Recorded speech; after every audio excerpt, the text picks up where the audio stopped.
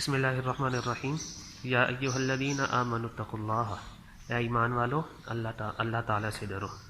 ولتنظر نفس، اور ہر انسان غور و فکر کرے، ما قدمت لغد، اس نے کل کے دن کے لیے کیا کچھ آگے بھیجا ہے۔ ان اللہ واتقوا اللہ، اور اللہ تعالیٰ سے ڈرو۔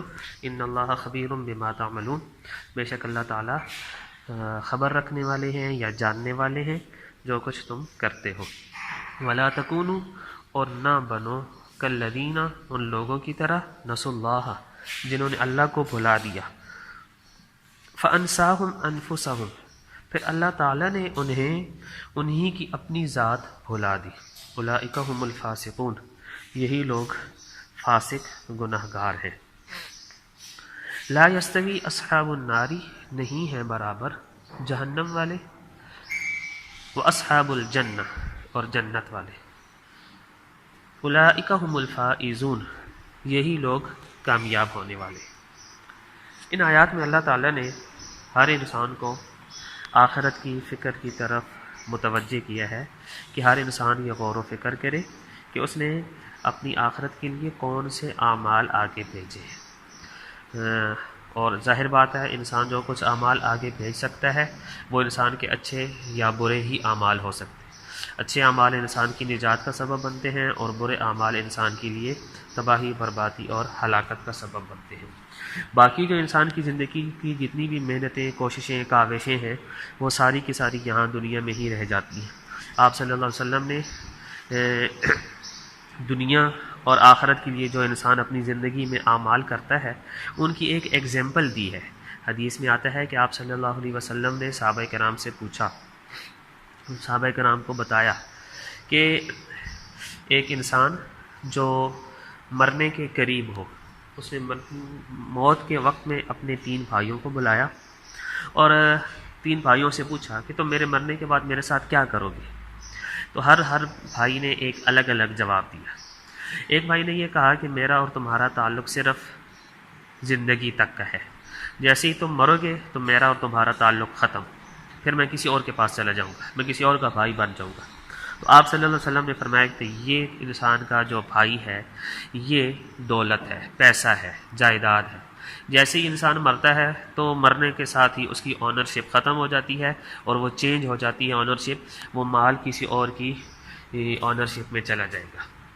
دوسرے بھائی کو بلایا، اس سے پوچھا، سیم کویشچن ریپیٹ کیا کہ آپ میرے ساتھ کیا کرو گے میرے مرنے کے بعد؟ اس بھائی نے یہ کہا کہ جب تم مر جاؤ گے تو میں تمہارے اوپر روؤں گا، تمہاری تجہیز و تکفین کروں گا، تمہارے کفن دفن کا انتظام کروں گا، اور یہ اس نے کہا۔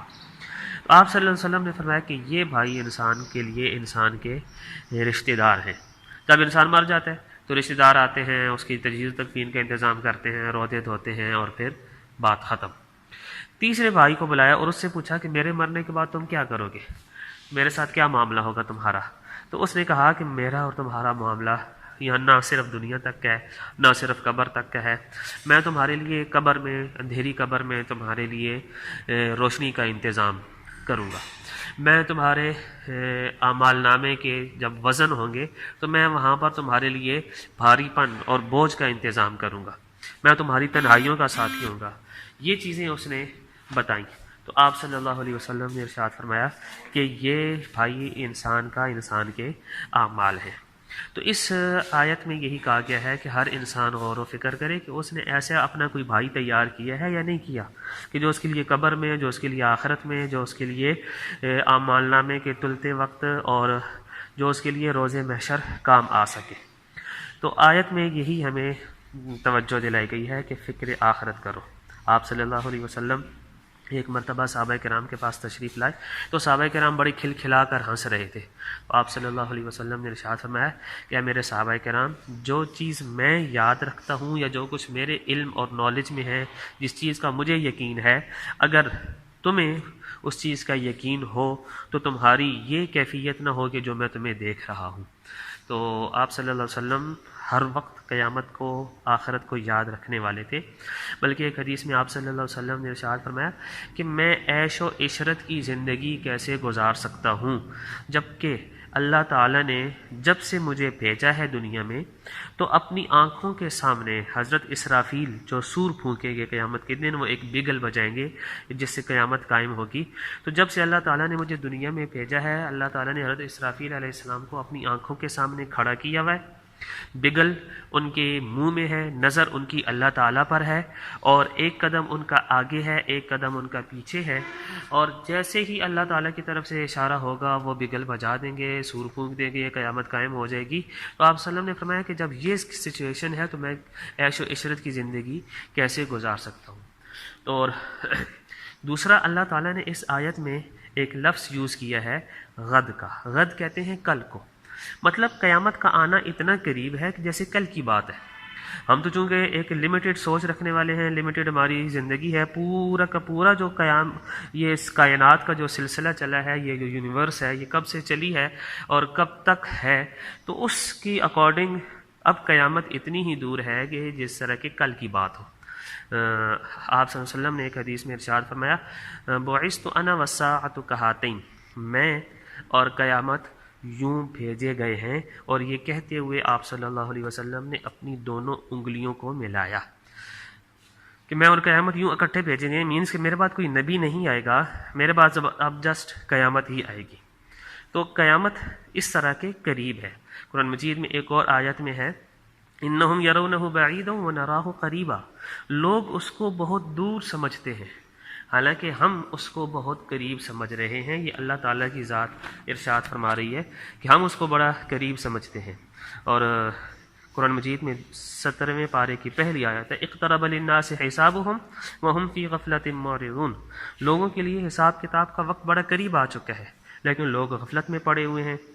اور سورۃ القمر 27ویں پارے کی پہلی آیت ہے، اقتربت الساعۃ وانشق القمر، قیامت قریب آ چکی اور چاند اس کے 2 ٹکڑے ہو چکے، یعنی یہ قیامت کی نشانی تھی کہ چاند کا 2 ٹکڑے ہونا، اور وہ تو آپ صلی اللہ علیہ وسلم کے زمانے سے ہی ہو چکا۔